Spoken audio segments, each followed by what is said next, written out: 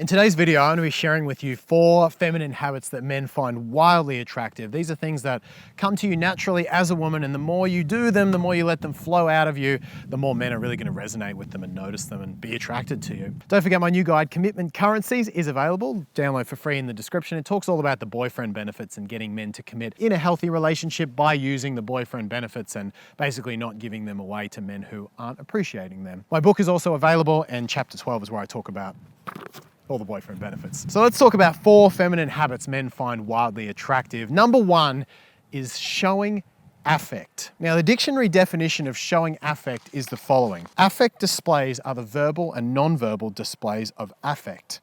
These displays can be through facial expressions, gestures and body language, volume and tone of voice, laughing and crying. What this really comes back to is receiving. You see, we as men are programmed to move towards you. We're programmed to want to please you. We are programmed to have positive effects on women, or to at least try to have positive effects on women, specifically their emotions. That's our feedback loop to know if we're doing a good job. This is where the whole idea of men want a truly independent woman, men just want someone who's completely out there, completely independent, falls down. Because it doesn't follow the biological rule that men take feedback from the way we affect you. If we pay for a date, if we give you good sex, if we do a thoughtful gesture or an act of service, if we see the way it affects you through your emotions, then we are going to know that we're doing a good job.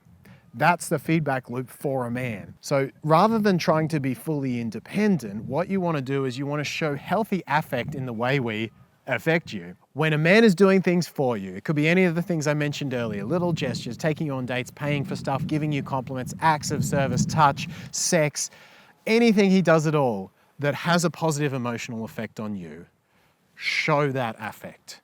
That's you being in your body, that's you being present, and it is the number 1 feedback loop we can give that keeps us doing what we're doing and makes us feel useful.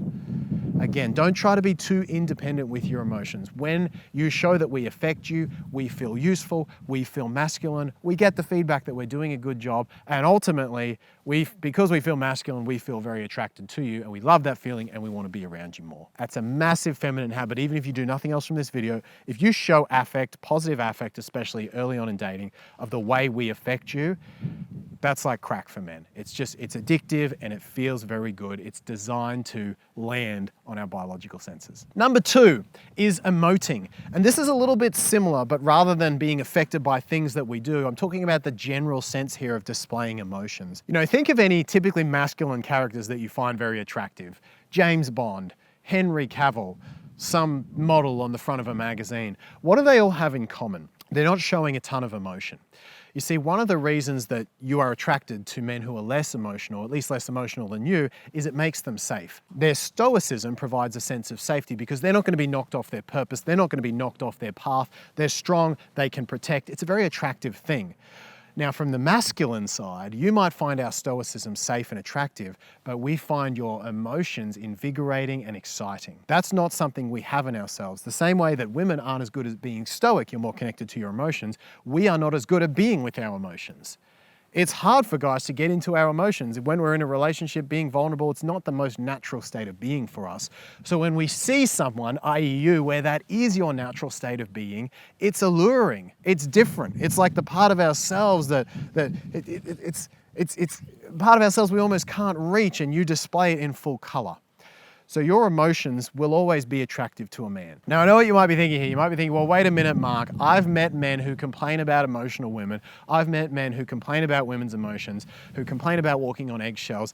And yes, that is a thing, but let me tell you the reason why that is a thing. It's not the emotions that are the problem. The problem is those relationships have sucked, and what's happened through both of their responsibilities is the woman has projected those emotions and the man has felt controlled by them. That is a very off-putting situation to a man. But it's not the emotions that are the problem, it's the projection of them and the real or perceived control of the emotions on the man that really turns guys off. So next time you hear a man complain about a woman being emotional, understand that it's not the actual emotions that are the problem. The emotions are very attractive and endearing. What's a problem is many men have been in relationships and they don't know how to communicate this or how to quite express it, but basically they have felt controlled, either because it was intended to control him or because he just wanted to be a good guy, so he felt passively controlled by projections of emotion, by bites of emotion that a woman has forced upon him. So men love emotional women. Men love seeing you in your emotional states. It's our feedback loop, as I say. Don't shy away from it. You emoting is a feminine habit that is very attractive and alluring to us, as attractive as this guy. Number 3 feminine habit that makes you incredibly attractive to men is playfulness and play. Play comes a little bit more naturally to women than it does men, just because men spend so much time projecting forward, looking to the future, whereas for you as a woman, you're a little bit more connected to your body.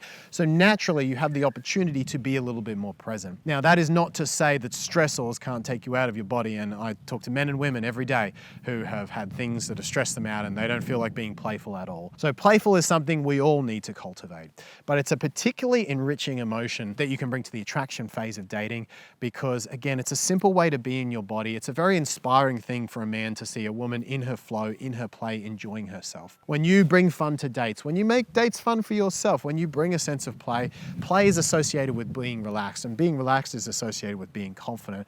So just being able to find fun and find play, and to be honest, this is a personal growth journey for you as well, because what you find fun is probably different to what he finds fun and what many other women find fun. And so it's a unique expression of you, and unique expressions of you are always going to go down well. They're always going to be attractive, especially when they come from a place of realness and a place of passion in the body. So if you can really generate that sense of play, just find play. And it does, as I say, it takes some confidence. You've sometimes got to work up to it, and you might feel judged for what you find fun. So that's your own journey to overcome. But if you can really cultivate that play and make it happen on your dates, make it happen around him, just make it a way of life, wowie, that is such a feminine and attractive thing you can do. And number 4 is vulnerability at the right time.